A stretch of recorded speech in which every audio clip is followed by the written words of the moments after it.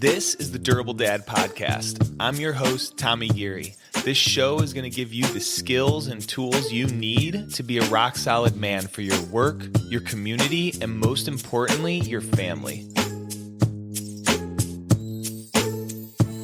All right, what's up? Episode number 83. It is a Friday morning, and this week has been one of those weeks where I'm pretty grateful for the schedule that Brenda and I have, the business that we've created, and our girls have just been sick all week, and we don't have any grandparents nearby that have much kind of day-to-day support when this happens. So being able to shift our schedules is really helpful, and so grateful for that.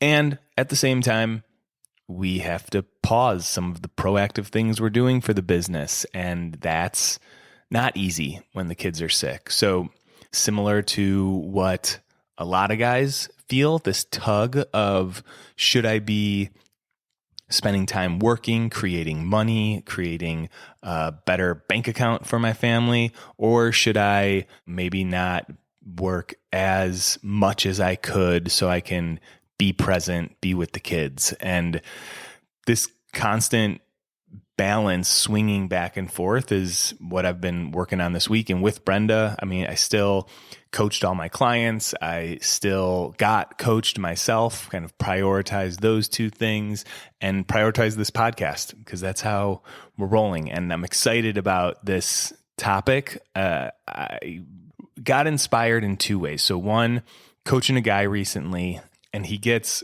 really pissed off whenever his daughters start fighting. And before we were working together, whenever they would start going at it, he would turn around in the car, yell at them. At home, he would physically separate them. And he wanted to let kids be kids a little bit more. His girls are going to fight, let them roughhouse a little bit. If they do get hurt, because they're inevitably going to get hurt, he wants to be able to not tell them, I told you so, you shouldn't have done that. He wants to be there with them and be more nurturing. And he's more aware of the quick reaction he has and the overreaction. And it still pisses him off, though. So the other night, his girls started going at it, and he left the room. He noticed himself getting worked up. And he's telling himself that they're just kids, they're just roughhousing, not a big deal. They're supposed to fight, they're supposed to get banged up a little bit. And his heart rate's still up. He's still ready to react to them, ready to yell at them, ready to put an end to it as quick as possible. And this is all happening in the other room. He can hear them from the other side of the wall, and he's still getting worked up. So he's like, what the heck is going on here?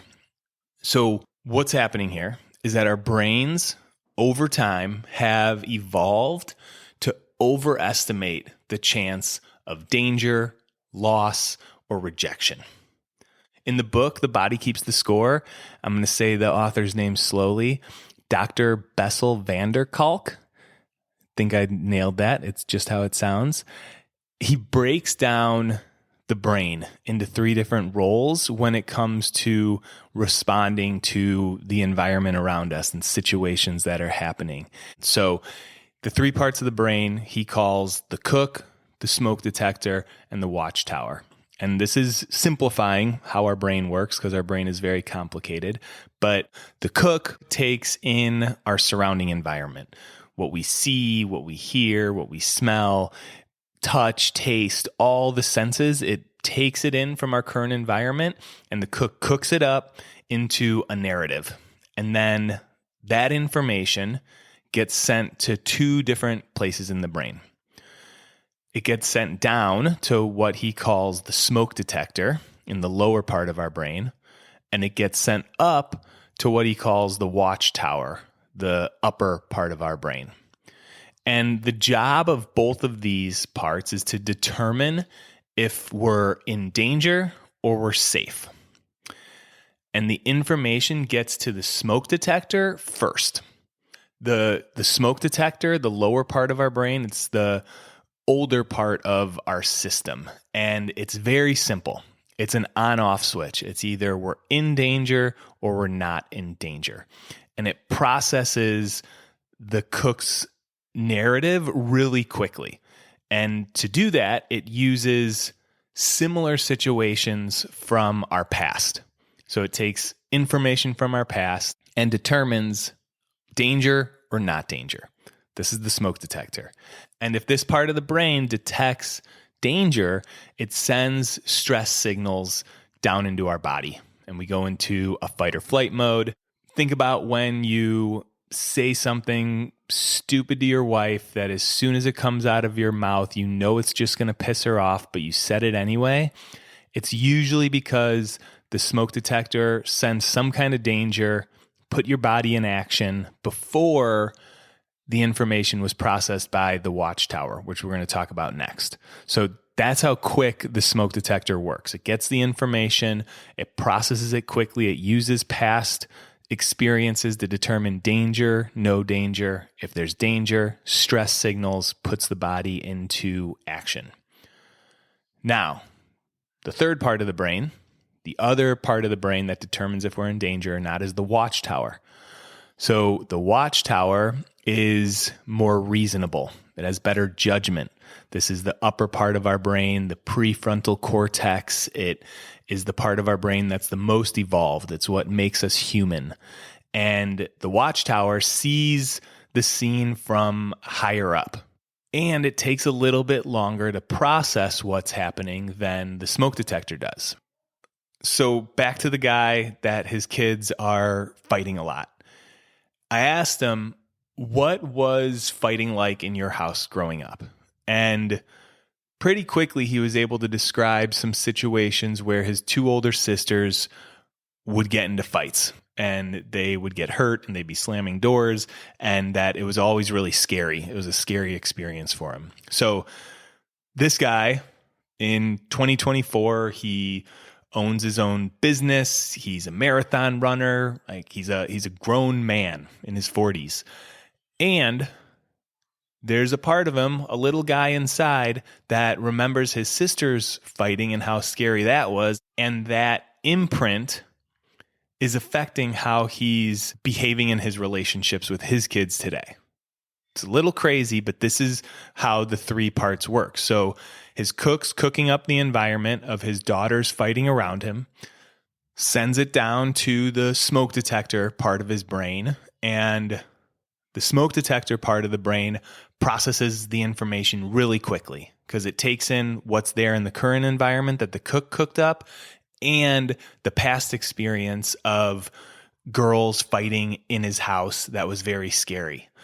And the smoke detector turns on that danger signal, and the body starts reacting faster, more quickly than his watchtower can process the actual scene and be a little more neutral about it, be a little more discerning of how much danger they're actually in.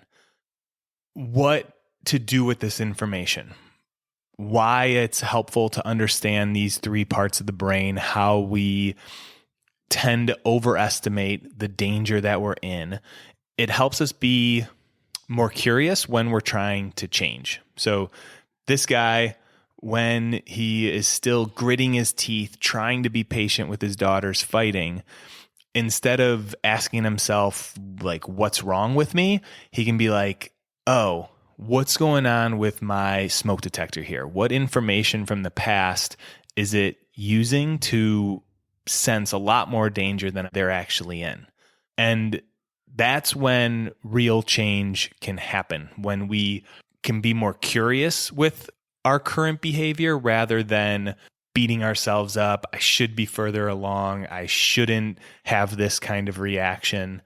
So that's what I'm hoping you can take from this.